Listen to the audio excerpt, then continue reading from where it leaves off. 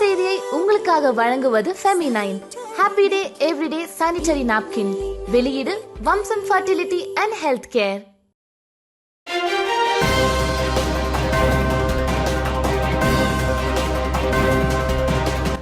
வணக்கம். திசைகளின் 10 மணி செய்திகள். கோலத்திரங்கானுவில் முஸ்லிம் அல்லாத பெண் கலைஞர்கள் மேடையில் தோன்றுவதற்கு தடை. பெண் கலைஞர்கள் மேடைகளில் தோன்றி பாடுவதற்கு கோலத்திரங்கானு நகராண்மை கழகம் தடை விதித்துள்ளது. முஸ்லிம்கள் மத்தியில் நடைமுறைப்படுத்தப்பட்டு வந்த இந்த விதிமுறை தற்போது முஸ்லிம் அல்லாதவர்கள் மத்தியிலும் விரிவுபடுத்தப்பட்டுள்ளதாக சைனா பிரஸ் சீன நாளிதழ் செய்தி வெளியிட்டுள்ளது. கோலத்திரங்கானுவில் 76 ஆண்டு காலம் பழமை வாய்ந்த குவான்தி சீனக்கோவிலின் வருடாந்திர திருவிழாவை ஒட்டி கடந்த ஜூலை 29ஆம் தேதி கலை நிகழ்ச்சி நடத்தப்படுவதற்கு ஏற்பாடு செய்யப்பட்டது.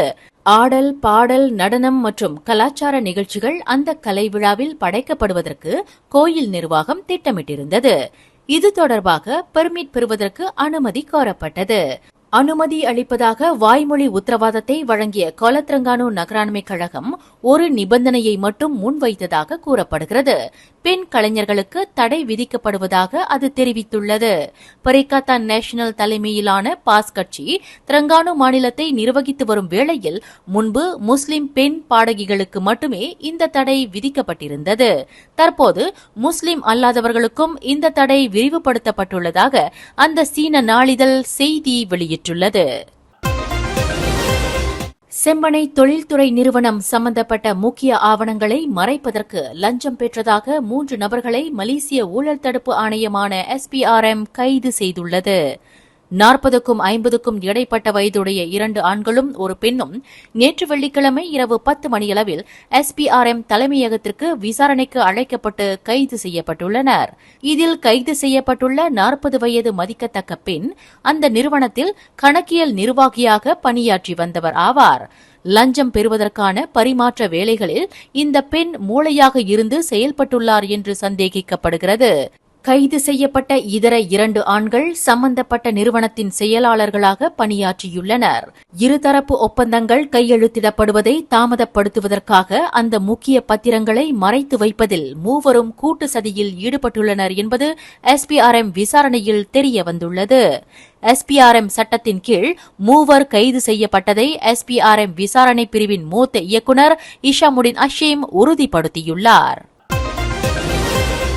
மலேசியாவின் பொருளாதாரம் மற்றும் வெளிநாட்டு நிதி வரவுகளின் மீது கொண்டுள்ள நம்பிக்கையின் மத்தியில் கடந்த 14 ஆண்டுகளுக்கு பிறகு மலேசிய ரிங்கிட்டின் மதிப்பு சிறந்த அடைவு நிலையை பதிவு செய்துள்ளது. நேற்று வெள்ளிக்கிழமை பதிவான ரிங்கிட்டின் மதிப்பு டாலருக்கு எதிராக 1.1 விழுக்காடு உயர்ந்துள்ளது. இது 2010ஆம் ஆண்டுக்கு பிறகு அதன் சிறந்த அடைவு நிலையை தொடர்ந்து 10வது நாளாக நிலைநிறுத்திக் கொண்டுள்ளது. கடந்த 3 ஆண்டுகால இழப்புகளுக்கு பிறகு ஆசிய நாடுகளை விட மிக சிறந்த அடைவு நிலையை ரிங்கிட் பதிவு செய்துள்ளது. இந்த ஆண்டு 112 மில்லியன் அமெரிக்க டாலரை அல்லது 505.61 மில்லியன் மலேசிய ரிங்கிட்டை உள்ளூர் பங்குகளில் செலுத்திய உலகளாவிய நிதிகளின் வட்டியை திரும்பப் பெற இது உதவியுள்ளது. குறிப்பாக தென்கிழக்காசிய நாடான மலேசியாவின் பொருளாதாரம் மீட்சி பெற தொடங்கியுள்ளது. 2ஆம் காலாண்டு மொத்த உள்நாட்டு உற்பத்தியில் அனைத்து மதிப்பீடுகளையும் முறியடித்து ஏற்றுமதியை அதிகரிப்பதற்கு இது வழிவகுக்கும் என்று எதிர்பார்க்கப்படுகிறது.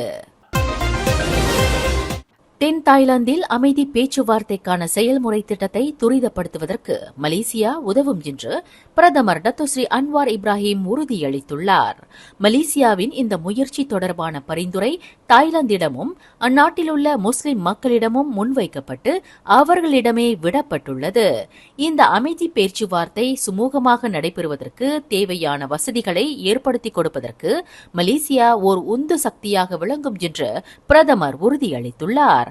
தென் தாய்லாந்தில் அமைதி நிலவுவதற்கான இந்த பேச்சுவார்த்தை தாய்லாந்தின் உள்நாட்டு விவகாரமாகும். இது மலேசியாவின் பிரச்சினை அல்ல.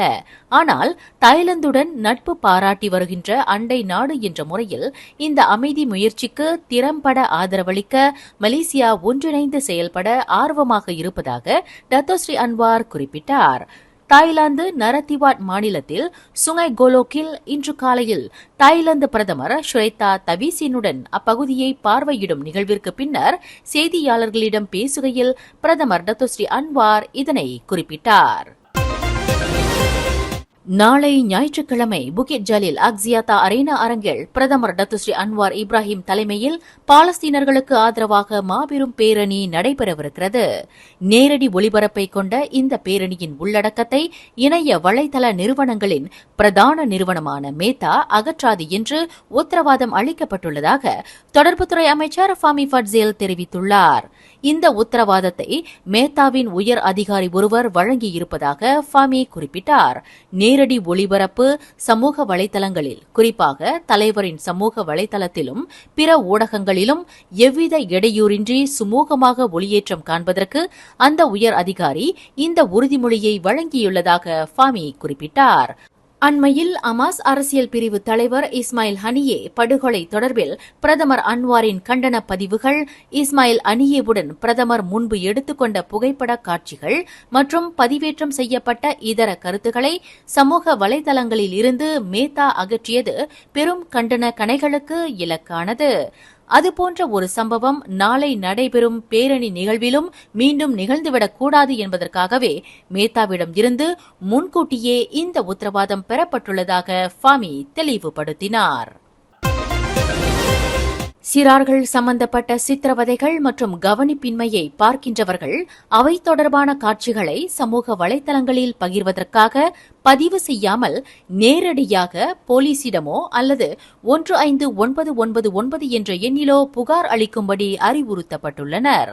சிறார்களுக்கு எதிராக இழைக்கப்படும் ஒரு கொடுமையை நேரில் பார்க்கும்போது அடுத்த கட்டமாக என்ன செய்ய வேண்டும் என்பதை சமூகம் உணர்ந்திருக்க வேண்டும் என்று மகளிர், குடும்பம் மற்றும் சமூக மேம்பாட்டுத்துறை அமைச்சர் டத்தோ நான்சி ஷுக்ரி கேட்டுக் கொண்டார். சமூக வலைதளங்களில் பதிவு செய்வதை மட்டும் மக்கள் நோக்கமாக கொண்டிருக்கக்கூடாது. அதற்கு மேலாக சமூக கடப்பாடு என ஒன்று இருக்கிறது என்பதை ஒவ்வொருவரும் எண்ணி பார்க்க வேண்டும் என்று அமைச்சர் நான்சி ஷுக்ரி வலியுறுத்தினார். சீன பள்ளிகளின் வளர்ச்சிக்கு மதுபான நிறுவனம் நிதி திரட்டி வருவதாக எழுந்த சர்ச்சையில் பரிகாத்தா நேஷனலின் உறுப்பு கட்சிகளான பாஸ் கட்சிக்கும் கிராக்கானுக்கும் இடையில் ஏற்பட்ட கருத்து மோதல் மற்றும் பிணக்கிற்கு தீர்வு காணப்பட்டுள்ளது. கிராக்கானின் தலைவர் டொமினிக் லாவ், பாஸ் கட்சியின் துணைத் தலைவர் துவான் இப்ராஹிம் துவான் மாட் மற்றும் அக்கட்சியின் பொதுச் செயலாளர் தகியுடின் அசான் ஆகியோருக்கு இடையில் ஏற்படுத்தப்பட்ட சந்திப்பின் வாயிலாக இந்த சர்ச்சைக்கு ஒரு முற்றுப்புள்ளி வைக்கப்பட்டுள்ளது. இதனை பரிகாத்தா நேஷனலின் பொதுச் செயலாளர் டத்தோஸ்ரீ ஹம்சா ஜைனுடின் அறிவித்துள்ளார். ஒரு குடும்பத்தில் உறுப்பினர்கள் மத்தியில் இயல்பாக நடக்கக்கூடிய வாக்குவாதம், சர்ச்சை மற்றும் பிணக்குகளைப் போலவே பரிகாத்தா நேஷனலில் உள்ள 2 உறுப்பு கட்சிகளுக்கு இடையில் ஏற்பட்டுள்ளது. தற்போது அந்த சர்ச்சைக்கு முற்றுப்புள்ளி வைக்கப்பட்டுவிட்டதாக இன்று நடைபெற்ற செய்தியாளர் கூட்டத்தில் ஹம்சா ஜைனுடின் இதனை தெரிவித்தார். மேம்பாலத்தில் இருந்து கற்களை தூக்கி எறிந்து வாகனங்களை சேதப்படுத்தியதாக நம்பப்படும் ஆடவர் ஒருவரை போலீசார் தேடி வருகின்றனர். கோலாலம்பூர் ஜலான் இம்பியில் நிகழ்ந்ததாக கூறப்படும் இச்சம்பவம் தொடர்பில் நேற்று மாலை 5 மணியளவில் போலீசார் ஒரு புகாரை பெற்றுள்ளனர். இச்சம்பவத்தில் தனது ஆண் நண்பருக்கு சொந்தமான காரின் பின் கண்ணாடி உடைந்து சிதறியதாக ஹுய்மின் சியா என்று மட்டுமே அடையாளம் கூறிக்கொண்ட பெண் ஒருவர் தனது முகநூலில் தெரிவித்துள்ளார். மொனோரேல் ரயில் நிலையத்திற்கு செல்லும் மேம்பாலத்தில் ஆடவர் ஒருவர் இந்த கைங்கரியத்தை புரிந்துள்ளதாக நம்பப்படுகிறது. மதியம் 12:30 மணிக்கும் பிற்பகல் 1:30க்கும் இடைப்பட்ட நேரத்தில் நிகழ்ந்த இச்சம்பவம் தொடர்பாக குற்றவியல் சட்டம் 427வது பிரிவின் கீழ் ஆடவர் ஒருவரை போலீசார் தேடி வருவதாக டாங்வாங்கி மாவட்ட போலீஸ் தலைவர் சுப்ரிதண்டன் நுசுலான் மொஹம்மதீன் தெரிவித்துள்ளார். மலாக்கா ரிம்பியா சட்டமன்ற உறுப்பினர் முகமது ஜைலானி கமீஸ் அம்னோவிலிருந்து விலகி பாஸ் கட்சியில் இணைந்தது தொடர்பில் அவரிடம் இருந்து இழப்பீடு கோரும் LOD கடிதம் அந்த கட்சி தாவிக்கு அனுப்பப்பட்டுவிட்டதாக அம்னோ தலைவர் டத்தோஸ்ரீ அஹமத் ஜைட் அமீடி தெரிவித்தார். அம்னோவின் நடப்பு கருத்திணக்க ஒப்பந்தத்தின்படி மக்களால் தேர்ந்தெடுக்கப்பட்ட கட்சியை சேர்ந்த ஒருவர் கட்சி விட்டு கட்சி தாவுவாரேயானால் கட்சிக்கு ஏற்பட்டுள்ள பாதிப்பை ஈடுகட்டுவதற்கு அவர் 10 கோடி வெள்ளியை இழப்பீடாக வழங்க வேண்டும். இந்த இழப்பீட்டுத் தொகையை கோருவதற்கு தொடக்க கட்ட நடவடிக்கையாக ரம்பியா சட்டமன்ற உறுப்பினர் முகமது ஜைலானி கமீஸிற்கு LOD கடிதத்தை அம்னோ அனுப்பியுள்ளதாக அஹமத் ஜயீத் இன்று தெளிவுபடுத்தினார். ட்ரெய்லர் லாரி ஒன்று வேக கட்டுப்பாட்டை இழந்து சாலையை விட்டு விலகி அருகிலுள்ள ஒரு வீட்டை மோதி தள்ளிய சம்பவத்தில் மேலும் ஒருவர் உயிர் இழந்துள்ளார். இத்துடன் இச்சம்பவத்தில் உயிர் இழந்தவர்களின் எண்ணிக்கை 2ஆக உயர்ந்துள்ளது.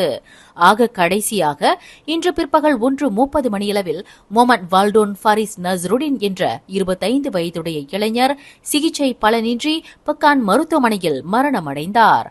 இன்று சனிக்கிழமை காலை 4:46 மணியளவில் குவாந்தான் பக்கான் கம்போங் தாப்பாங் ஹிலிர் என்ற இடத்தில் நிகழ்ந்த இவ்விபத்தில் 32 வயது நூர் நசத்துல் ஃபசிஹா நஸ்ருடின் என்ற மாது இடிபாடுகளுக்கு இடையில் சிக்கி சம்பவ இடத்திலேயே உயிர் இழந்தார். சம்பவம் நிகழும்போது வீட்டில் இருந்த 5வரில் 2 உயிர் தப்பிய வேளையில் மேலும் 2 கடும் காயங்களுக்கு ஆளாகி மருத்துவமனையில் சேர்க்கப்பட்டனர். அவர்களில் ஒருவரான 25 வயது ஆடவர் இன்று பிற்பகலில் உயிர் இழந்தார். தனிமையில் நடந்து சென்று கொண்டிருந்த மாணவி ஒருவரை கட்டியணைத்து மானபங்கம் செய்ததாக நம்பப்படும் அந்நிய நாட்டு ஆடவர் ஒருவரை போலீசார் கைது செய்துள்ளனர். இச்சம்பவம் நேற்று வெள்ளிக்கிழமை பிற்பகல் 3:15 மணியளவில் கோலாலம்பூர் ஸ்தாபா தமன் முலாத்தி ஜலான் முலாத்தியில் நிகழ்ந்தது. உள்ளூரைச் சேர்ந்த 18 வயது மாணவி தனது வீட்டிற்கு செல்ல அவ்வழியே நடந்து சென்று கொண்டிருந்த போது அந்த அந்நிய நாட்டவர் ஆபாச சேட்டையை புரிந்துள்ளார் என்று வங்சமஜு மாவட்ட போலீஸ் தலைவர் ACP முகமது லசீம் இஸ்மாயில் தெரிவித்தார். 4 நாள் தடுப்பு காவல் அனுமதி பெறப்பட்டுள்ள அந்த அந்நிய நாட்டவர் குற்றவியல் சட்டம் 354 பிரிவின் கீழ் விசாரணை செய்யப்பட்டு வருவதாக அவர் மேலும் கூறினார். 2024ஆம் ஆண்டுக்கான மலேசிய விளையாட்டுப் போட்டியான சுக்மா வரும் ஆகஸ்ட் 17ஆம் தேதி தொடங்கி 24ஆம் தேதி வரை 8 நாட்களுக்கு சரவாவில் நடைபெறவிருக்கிறது. இந்த மலேசிய விளையாட்டுப் போட்டியில் தங்கப்பதக்கம் பெறுகின்ற ஸ்லாங்கூர் மாநிலத்தைச் சேர்ந்த வீரர்கள் மற்றும் வீராங்கனைகளுக்கு மாநில அரசு சார்பில் தலா 10,000 வெள்ளி ரொக்க வெகுமதி வழங்கப்படும் என்று அறிவிக்கப்பட்டுள்ளது. முன்பு வழங்கப்பட்ட 3,500 வெள்ளிக்கு பதிலாக வெகுமதி தொகை இம்முறை 5,000 வெள்ளியாக அதிகரிக்கப்பட்டுள்ளது என்று மாநில மந்திரி பசார் டத்தோ அமீருடின் ஷாரி தெரிவித்தார். ஸ்குவாஷ், டென்னிஸ், பேட்மிண்டன் மற்றும் செப்பாக் தக்ரோ போன்ற 5 பேர் கொண்ட போட்டிகளில் தங்கப்பதக்கம் பெறுகின்ற அணியினருக்கு தலா 5,000 வெள்ளி ரொக்கம் வழங்கப்படும் என்று மந்திரி பசார் குறிப்பிட்டார். அதேவேளையில் ரக்பி, கூடைப்பந்து, கால்பந்து, ஹாக்கி போன்ற குழு முறையிலான போட்டிகளில் தங்கப்பதக்கம் பெறுகின்ற குழுவினர் ஒவ்வொருவருக்கும் தலா 3,000 வெள்ளி வழங்கப்படும் என்று அவர் தெரிவித்தார்.